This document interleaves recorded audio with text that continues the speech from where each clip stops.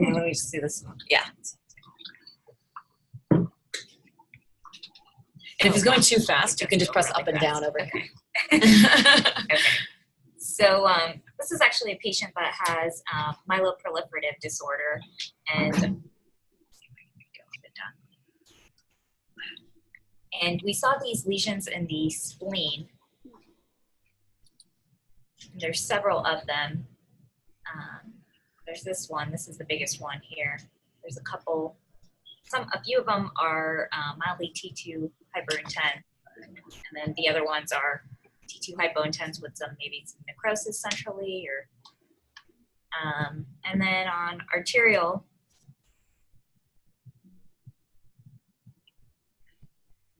they have hypoenhancement relative to the rest of the spleen. A few of them are a little bit more hyper enhancing. And then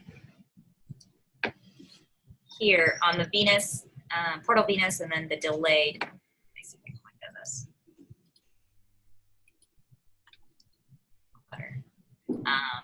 They look like they, for the most part, have progressive enhancement.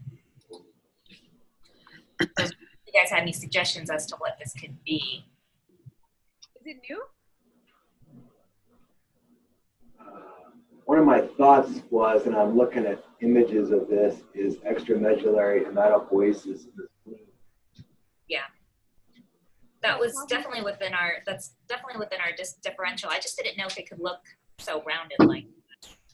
Yeah, I'm looking at some Google images right now, and some of them are pretty darn rounded.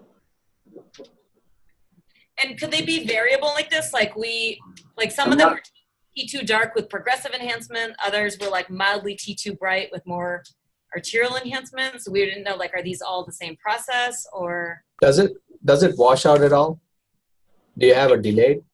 Yeah, this is the delayed, the bottom right. It doesn't really wash out now. Like this one is arterially enhancing. This one was arterially. It just looks a little too heterogeneous, you know. I'm usually worried about such lesions. I know that a lot of splenic lesions are considered to be benign, but this looks a little too heterogeneous, particularly on that T2.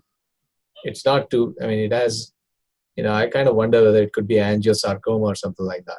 Yeah, that was the other thing. That, and I didn't know if like leukemic deposits and involvement can look like that too. I certainly wasn't saying extramedullary hematopoiesis and we're done. I was saying that's in the differential along with something really bad like angiosarcoma. Another question we had was, would you consider next a PET or a biopsy? And like, what are people's feelings about biopsying splenic masses?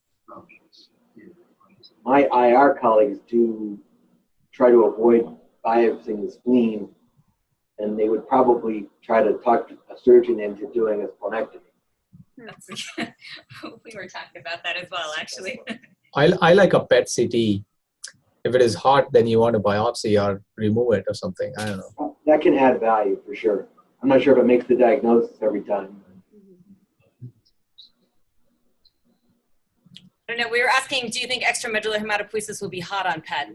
I'd have to look that up. Differentiate any. It probably wouldn't be as hot as like a real Angios. Yeah. Yeah, probably it's more like marrow hot, but I don't know.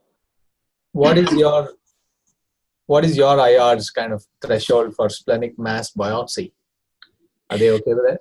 That's Artie right here. I thought I would biopsy it. And one of the reasons I said I would biopsy this is because, especially when you have a focal mass, you're not actually biopsying the spleen, you're biopsying the mass. And I could almost go into it without even going through much splenic tissue. So, and I've done this a few times now, and the mass itself doesn't even bleed that much. This one has delayed enhancement. So, and I personally don't favor that this is an angiosarcoma, but I don't know what it is. When I first saw like just the solitary one, I was thinking it could be another zebra, a Sant tumor, because it was T2 dark and had progressive enhancement. But because there's multiple, I really don't know. And I was going to say I would probably biopsy, if we couldn't get a good diagnosis out of one of them, I would even biopsy two of them. But I would use a smaller gauge. And we have our IR guys, I think I showed you guys last time on this cases for ACEs, they do like trans-splenic tips procedures and stuff. So they're frequently like putting huge bore catheters through the spleen and then just kind of like, well, they put a, you know, an angioseal like as they were leaving, but you can also like gel foam as you're leaving. And if you're in a mass itself, it'll bleed less than the spleen. So I'd be okay with it. Can you guys hear me? Yes. Yeah. Now we can. Arthur mentioned SANT tumors.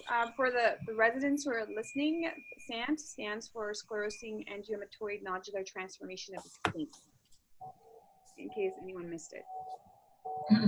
It's usually like a solitary round mass that's T2 dark with progressive enhancement and spoke wheel kind of enhancement. So that big one kind of looked nice for it, but yeah, I don't know what's typical. But I like now the we have to. I like the googling this idea about the extramedullary hematopoiesis and seeing how, because they could. It seems like they could be varied if they have different components of the myeloid, you know, components. Yeah. There's some things there you'll see that look a lot like this. Oh. A lot.